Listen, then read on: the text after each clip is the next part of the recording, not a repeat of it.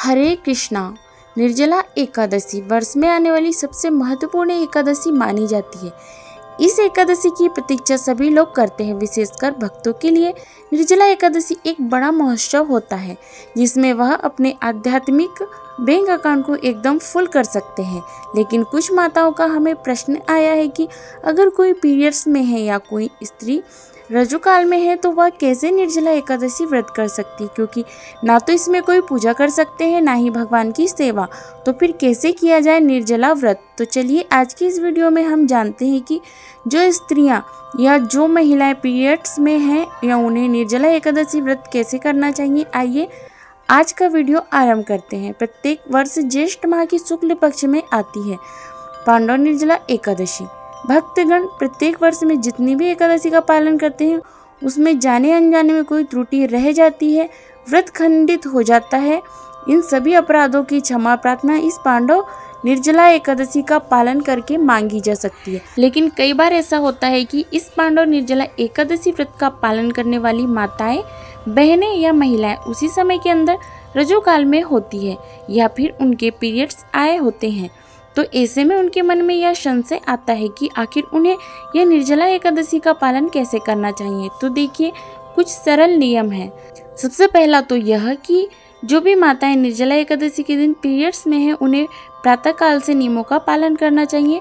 और प्रातःकालीन नियम है सुबह ब्रह्म मुहूर्त में उठना, स्नान करना और भगवान की मंगल आरती के दर्शन करना। वे स्वयं भगवान की मंगल आरती नहीं कर सकती, भगवान की प्रत्यक्ष सेवा, पूजा अर्चना, भोग लगाना, भोग बनाना यह सारे कार्य नहीं कर सकती, लेकिन मंगल आरती के दर्शन कर सकते हैं। इसके बाद हाथ में गंगा जल लेकर भगवान के समक्ष निर्जला एकादशी का संकल्प लेना यह भी आप कर सकते हैं।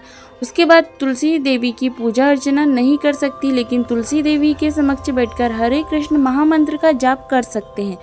तो इस प्रकार से आप भगवान की किसी भी प्रत्यक्ष सेवा पूजा में संलग्न मत होइए, लेकिन उनके अलावा जितने भी नियम हैं उन सब का पालन आप कर सकते हैं। दूसरा, पीरियड्स के समय में महिलाओं की शारीरिक स्थिति थोड़ी कमज़ोर हो जाती है। उनका शरीर ज़्यादा थकान में होता है, विश्राम की स्थिति में होता है, उन्हें अधिक आराम की आवश्यकता पड़ती है और शरीर को भी नवीन ऊर्जा प्राप्त करने के लिए जल इत्यादि की आवश्यकता पड़ती है। तो ऐसे केसेस में अगर आपको लगता है कि आप संपूर्ण दिन बिना जल के नहीं रह सकते तो आप जल के साथ भी निर्जला एकादशी व्रत रख सकते हैं, उसका उपवास पालन कर सकते हैं।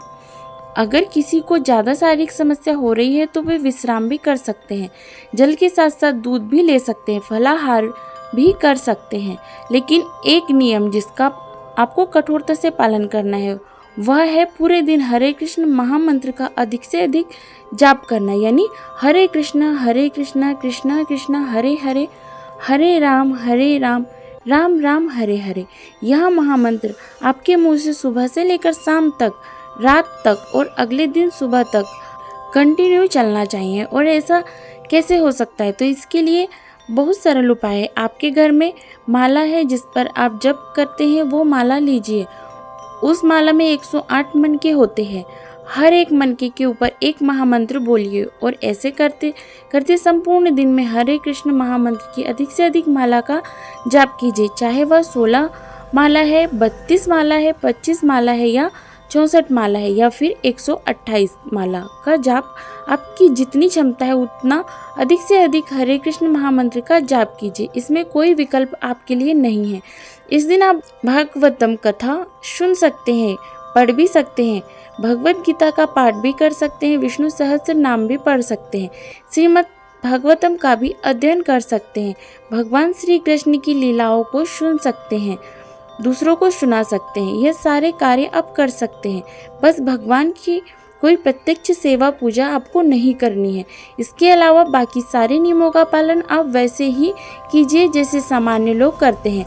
प्रयास कीजिए कि ठंडे स्थानों पर रहिए। अगर आपके घर में एसी है या कूलर है तो उसके पास रहिए, क्योंकि गर्मी का समय है तो ऐसे में शरीर को जल की आवश्यकता ज़्यादा पड़ती है। तो शरीर को थकने वाले कार्य मत कराइए। ज़्यादा से ज़्यादा ठंडे स्थानों पर रहिए और जितना भी समय तक आप निर्जल व्रत रख सकते हैं उतने समय तक निर्जला व्रत रखिए और कम से कम दोपहर 12 बजे तक तक तो बिल्कुल ही पानी के बिना रहिए। भगवान को भी तो देखने दीजिए कि ऐसी अवस्था में भी आप उनके लिए यह प्रयास कर रहे हैं, तो थोड़ा सा अपने आप को स्ट्रेच करना बनता है और इससे ज़्यादा कोई नुकसान नहीं होगा। लेकिन हाँ, भगवान के प्रति आपकी श्रद्धा और निष्ठा में ज़रूर बढ़ोतरी होगी। तो इस प्रकार से पीरियड्स के अंदर भी महिलाएं निर्जला एकादशी व्रत कर सकती है। इन सभी नियमों का पालन करते हुए और अगले दिन पारण कैसे करेंगे, तो देखिए, पारण के समय आपको जो दान देना है या भगवान की सेवा पूजा करनी है, वह भले ही आप ना कर सके लेकिन आप दान दे सकते हैं। हाथ में गंगा जल लेकर पारण मंत्र का उच्चारण कर सकते हैं, भगवान को प्रार्थना कर सकते हैं। अगर आप प्रत्यक्ष रूप से दान नहीं देना चाहते हैं तो आप घर परिवार के किसी और के माध्यम से दान दिलवाइए और इस तरह से आप अपने व्रत का पारण कीजिए। हमें आशा है कि यह वीडियो आपके लिए उपयोगी साबित हुई होगी और आपको बहुत सारी जानकारी मिली होगी। अगर आपका इससे जुड़ा कोई भी प्रश्न रहता है तो आप हमें नीचे कमेंट बॉक्स में लिखकर बताइए और ऐसी महत्वपूर्ण जानकारी वाले वीडियो को अभी आपके सभी मित्र और महिलाओं को शेयर कर दीजिए जो निर्जला एकादशी करना तो चाहती है लेकिन इस बात से डर रही है कि करे या ना करे। उन्हें भी इस निर्जला एकादशी व्रत रखने के लिए प्रोत्साहित कीजिए और हम सब भी आने वाली निर्जला एकादशी का पालन करने के लिए तैयार हो जाते हैं। हरे कृष्णा।